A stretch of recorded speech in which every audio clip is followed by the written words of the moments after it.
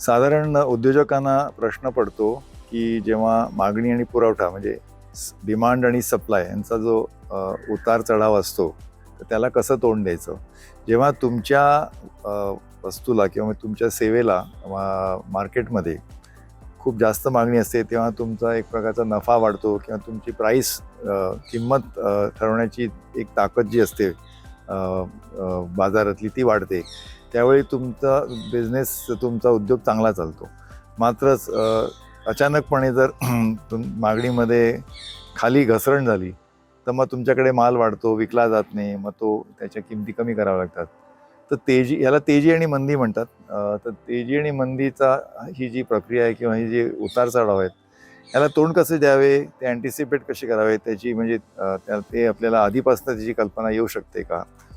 ह्याच्यात एक मात्र आहे की आपण जेव्हा आपला छोटा उद्योग, लघु उद्योग किंवा आपला उद्योग त्याच्याकडे आपण जेव्हा लक्ष ठेवतो तेव्हा ज्याला आपण मॅक्रो इकॉनॉमी म्हणतो, ओव्हरऑल आपल्या अर्थव्यवस्थेत काय चाललेलं आहे. उदाहरणार्थ आता समजा वित्त मंत्री बजेट अर्थसंकल्प प्रेझेंट करणार तर त्याच्यातनं जे काही धोरणं नवीन येतील त्या धोरणांचा कुठल्या कुठल्या क्षेत्रांमध्ये कुठल्या कुठल्या मार्केटवर काय कसा परिणाम होईल ह्याच्याकडे लक्ष ठेवणं आवश्यक असतं. त्यामुळे थोडाफार आपल्याकडे आपला मॅक्रो इकॉनॉमीवर आपलं लक्ष असणं, त्याची थोडीशी त्याची आपल्याला म्हणजे अवेअरनेस असणं हे महत्त्वाचं आहे.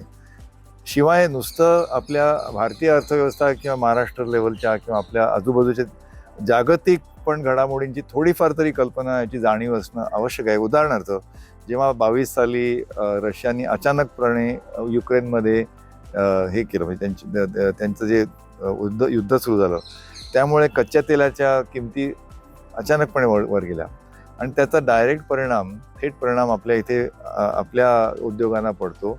आपल्या म्हणजे नुसतं कच्च्या तेलाचं किंवा पेट्रोल डिझेलचे नाही दाम, पण त्याच्यामुळे वाहतुकीची दळणवळण इवन खाद्यवस्तू यांच्या किमतीवर परिणाम. त्यामुळे ह्या जागतिक ज्या घडामोडी असतात त्यांच्याकडे पण आपण लक्ष असणं आवश्यक आहे.